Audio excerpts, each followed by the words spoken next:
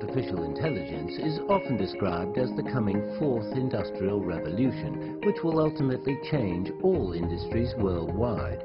What measures should companies take in order not to be left behind? Vast sums of money have been put into AI startups in China, and many existing tech companies have opened new research labs. Does AI truly represent the future, or is it just an investment bubble in China? Stephen Hawking has warned that I believe that the rise of powerful AI will be either the best thing or the worst ever to happen to humanity. However, it seems that there's still a long way to go before AI comes into its own. What is the state of artificial intelligence research right now? People are worried about whether AI will replace humans in the future, and it's estimated that the emergence of AI could put almost half of the world's population out of jobs in the coming 30 years. What should be done to deal with the potential danger of such a large change? The rise of artificial intelligence has been quite remarkable in the past few years. Many experts predict that, like the internet, AI will bring huge changes to our lives and be part of almost everything we do. Vast sums of money have been put into AI startups in China, and many existing tech companies have opened new research labs. But amid the optimistic atmosphere, many also have concerns about the ethical questions that artificial intelligence raises. To discuss the opportunities and challenges brought about by artificial intelligence, I'm happy to be joined in the studio by a real expert of AI, Dr. Zhang Hongjiang, venture partner of Source Code Capital. That's our topic. This is Dialogue. I'm Yang Rui.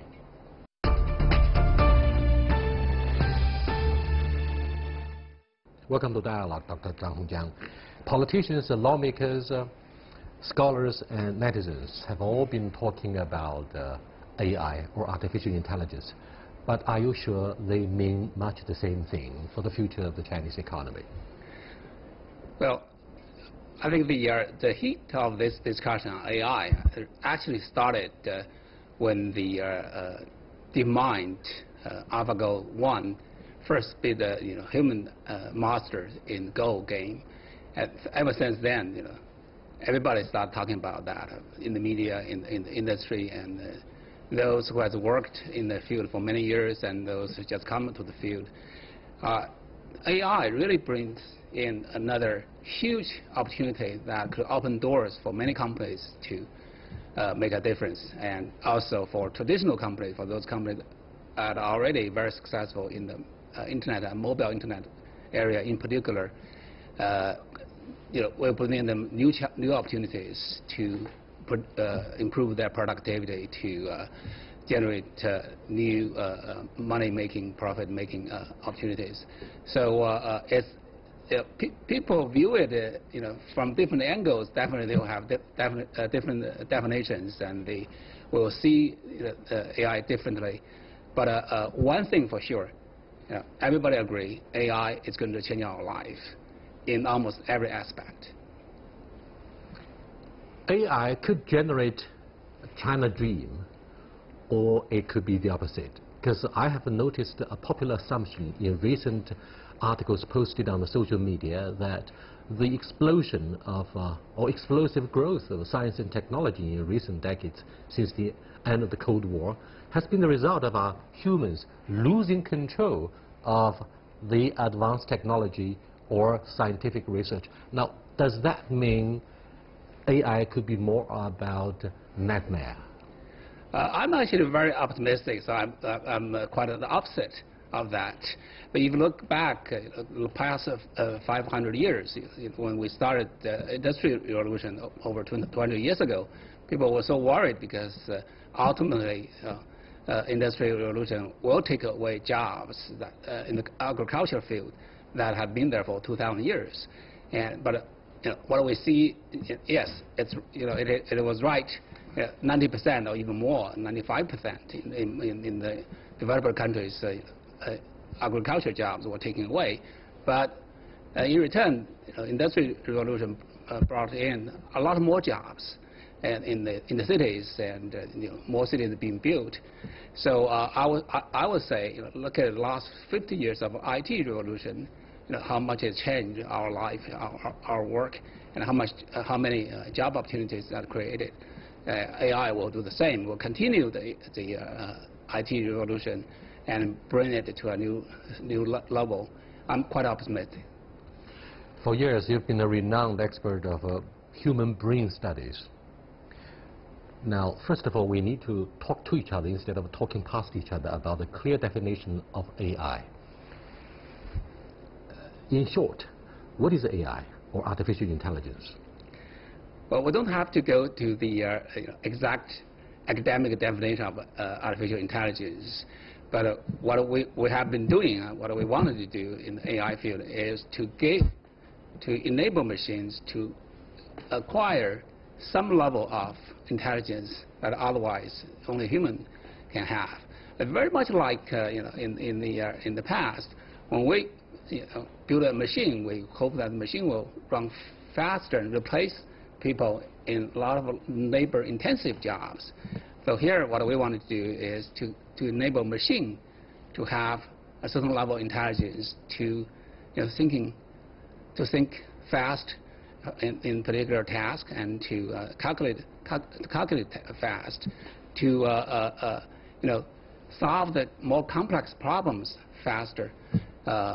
Those are things that, we have been doing. For instance, you want the machine to be able to see the word, to understand the object, to understand human dialogue, to translate from one language to another, to also listen to what people is saying and write it down. So those are all, AI per se. Yeah. We have so many assembly lines and pervasive use of robots. We have the fastest computer in the world. Does it mean we could, or we have already surpassed other digital giants? I mean, national economies. Does it mean that China has already assumed leadership in this particular field? Well, China has definitely assumed the leadership in the mobile internet space, and AI is quite closely related to that. Why I'm saying that, when I see AI, the foundations for AI that has come a long way to where it is today is that huge volume of data, high quality annotated data, and computing power in terms of the speed, also in terms of cost.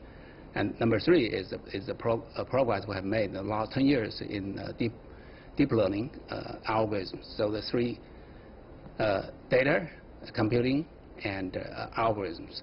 And China has made tremendous progress in these three areas, especially in the first two, data and computing. And, I would say U.S. is still leading in the fundamental new algorithm development in the AI field. But let's take a closer look at the dynamics of the startup companies in the Silicon Valley. For example, they have already giants such as Facebook, Google, and Twitter, the three of which dominate the population of big data users and the big data itself. And therefore, the small and medium-sized startup companies complain bitterly that they won't have easy access to the big data. In sharp contrast, it seems the Chinese market is more promising, despite the fact that we also have the big three giants, BAT, right? Baidu, Alibaba, and Tencent. You could have a fourth and fifth giant in the Chinese market. So let's take a look at the parallel comparison, if we could. Does it mean China would have more competitive edge over the United States, despite the glories and the glow of their AI and IT industry in the Silicon Valley? China actually is in a very good position now. It's, in what you just mentioned. Yes, U.S. has Google, Facebook, Amazon, Apple, Microsoft. They're all tech giant. They have created a lot of data. They continue to accumulate tons of data. In China, the past 5 years has been driven by mobile internet.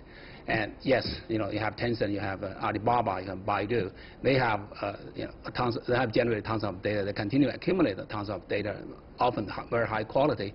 But you also see that the mobile internet has been penetrating much faster than the U.S. China has leapfrogged in quite a few areas in mobile paying,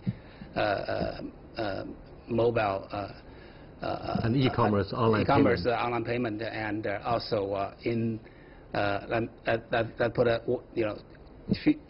two or three examples, let's say Meituan, in terms of people's daily need in meeting people's daily Our needs. way of life and lifestyles have both been changed fundamentally. 今日头条 in fitting news to mobile users.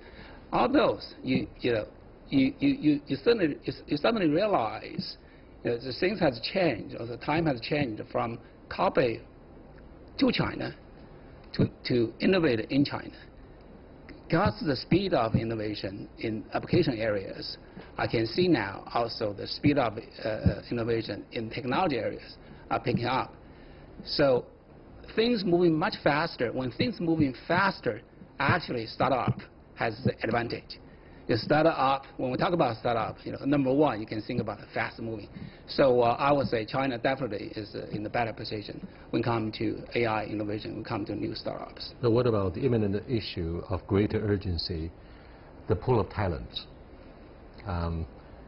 It seems we'll at least have 5 million talents in the area of artificial intelligence. What do you think of the relationship between supply and demand in the market? This is actually my favorite subject. In my career, I've been spending, I've spent more than 30 years in the high-tech area and interacted a lot with universities. I would say the AI, the talent shortage in the AI area is not just a problem China has, it's actually the problem that facing every country in the world, U.S. As well. If you look at how many students try to squeeze into a new course that's offered by the best universities, Stanford, Harvard, Berkeley, or Tsinghua, you can see that there is definitely this demand. And also, you look at the starting salaries of new fresh graduate, either is undergraduate degree or PhD degree, it has increased tremendously in the past few years. Definitely, there is huge demand.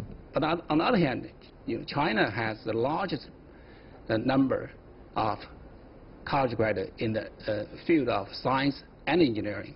And those graduates, those students in the universities, we could easily tune the program a little bit to have them taking a few courses in AI.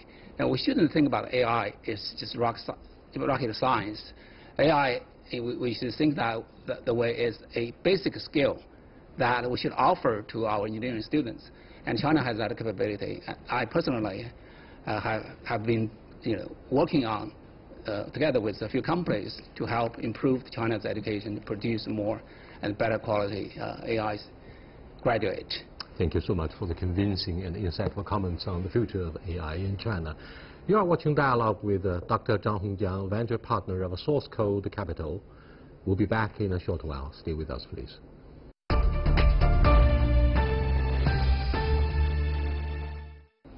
Welcome back, Dr. Zhang. There's obviously a competition across the Pacific Ocean with giants from both sides vying for the best talents in this area.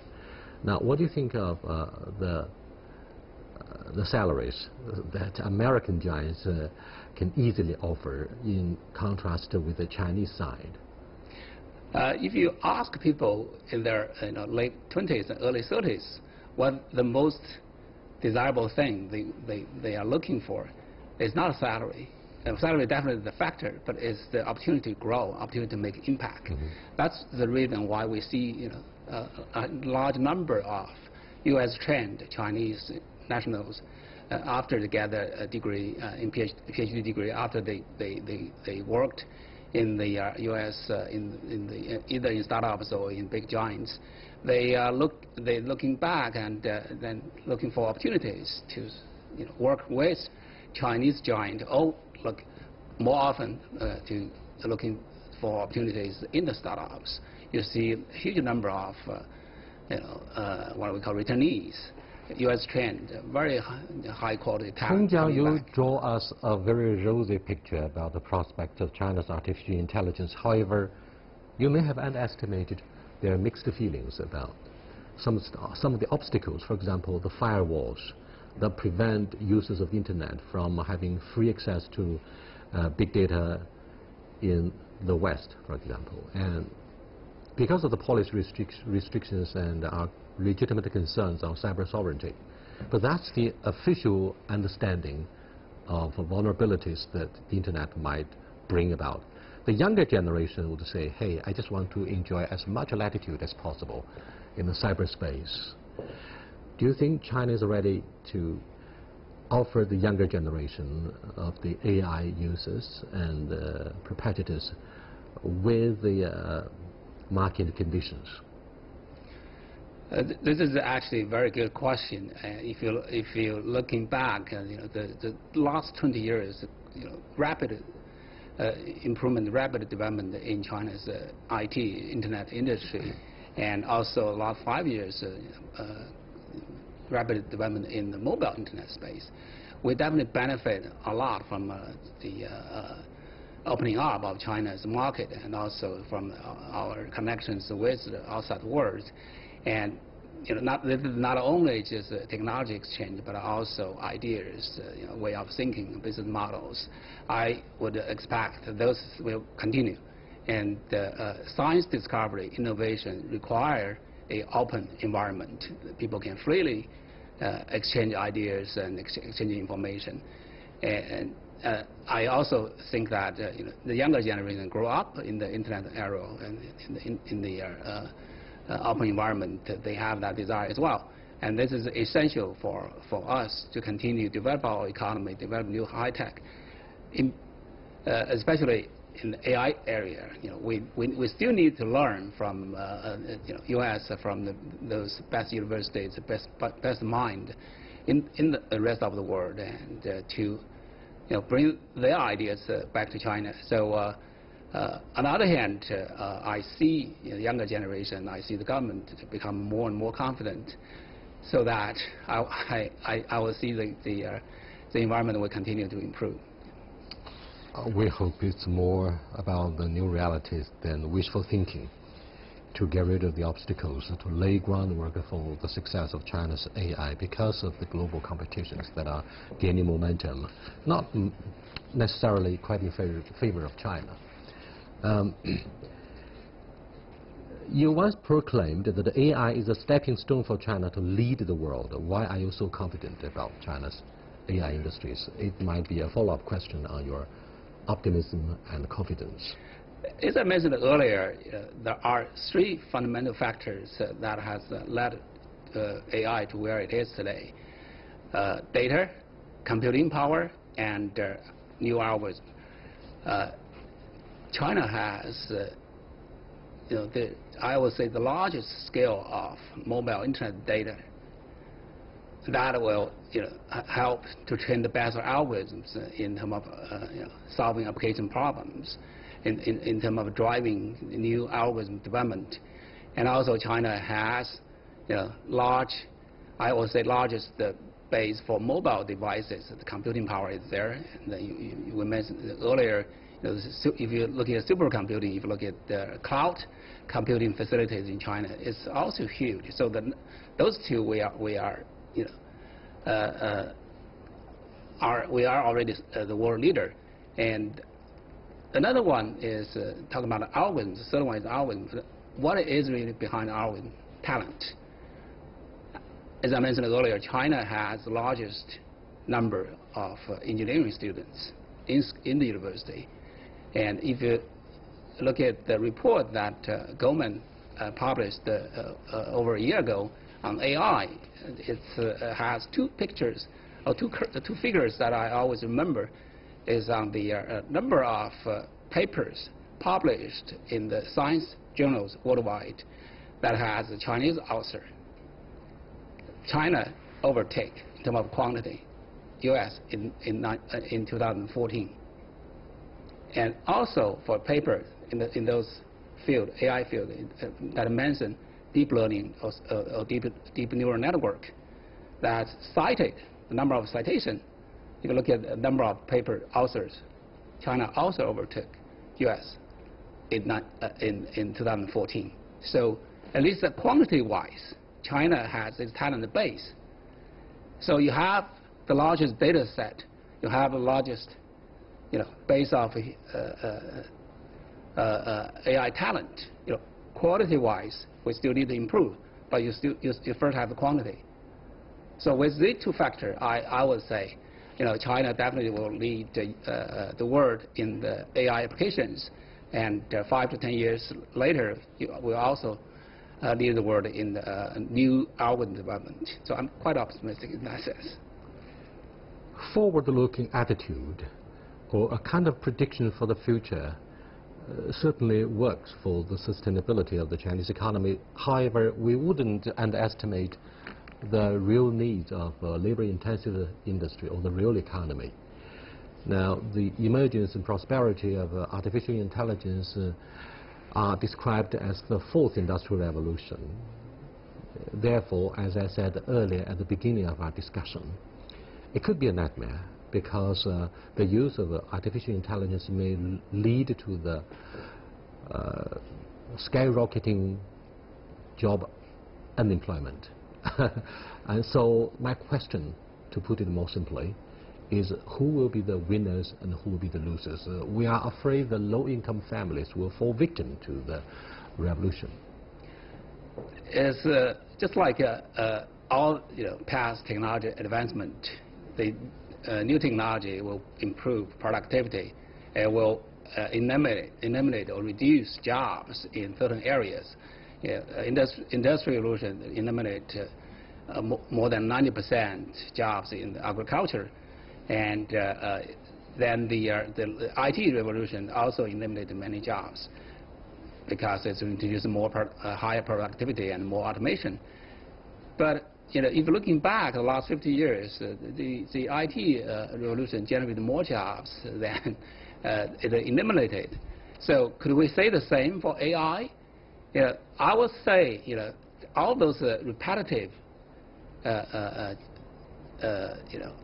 jobs that today powered by human, either by physical power or now brain power, that will largely replaced by AI. For instance, when the autonomous driving car come out, of course, taxi driver could be threatened. That job could be threatened, could be replaced, and as a robot replace assembly line workers. Those will happen definitely.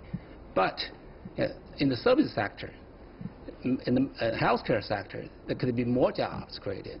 And also, if you're looking back 100 years ago, what is the typical number of hours people work per day, and what is the number of days people worked per year?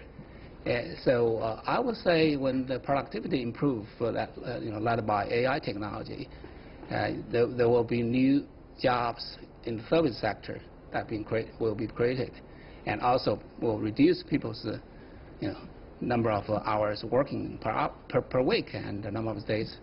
So it depends on how you define a particular job. It's a 40-hour per week job, or it's a 20-hour per week job. Maybe for most of us, we don't need to work that long hours anymore. The British science genius Stephen Hawking has said that the rise of powerful artificial intelligence will be either the best or the worst thing ever to happen to our humanity. He's a genius. He has precisely predicted some of the things. It could be a disaster or a blessing for mankind. What does he mean? When people see how fast AI algorithm evolves, and how much AlphaGo beat human masters by huge margin, and also how fast AlphaGo Zero learned by compete to each other, people obviously will have that fear. And also you see how fast AI is learning to drive, to do various things. But we have to differentiate, what we have seen AI today. It is really for a single task. For a single task. So today, a computer can see pictures, faster and more accurate than human. A computer can, write down, what you said faster than human, and more accurately as well. But just like human brain, there is one part of human brain that controls the vision, another part controls the hearing. But really, what behind is how to integrate those information in your brain. That scheme, that mechanism, that power, even human today does not understand how it works. So I don't think, at this moment or near future, there will be machines that can figure out how to connect those individual sensors, individual perceptions, or individual, intelligence. Hong Jiang, in the wake of the Cold War, particularly after September the 11th terrorist attacks, most governments around the world have prioritized the issue of counterterrorism and the use of face recognition in public places, particularly at airports and the railway stations, will be powerful deterrents against the crimes and the terrorism. Can you brief us on the latest development in China? China, again, in this area, China is leading. What I mean is in the computer vision applications, in face detection and recognition, particularly. And today you see if you look at the three largest face recognition company, they happen to be related to where I worked before. They all related to where I worked before, Microsoft Research Asia. And they all come out, from one or another team in the lab. So I know their technology very well, and I know the people very well. And what we have seen is that they have built out a system that are far more superior in terms of accuracy, speed, and recognize who you are. And not only from front view, but also just a side view, even from the way you walk. And from your hand gestures. So those are very powerful tools in tracking criminals, and combined with other ways, it's super powerful. And this is a showcase. When you have a high volume of high quality data, how much can you do in driving new algorithms? So I definitely think China is leading in this area, and as long as we take a great balance between the need of anti-terrorists and versus privacy. Thank you so much, Dr. Zhang Hongjiang. People are wondering if legislation will be generated to protect our privacy. And that's one of the issues we haven't been able to discuss today with Dr. Zhang. I promise to have more of such discussions about the future of artificial intelligence that is likely to generate a fourth industrial revolution. I'll see you next time. Goodbye.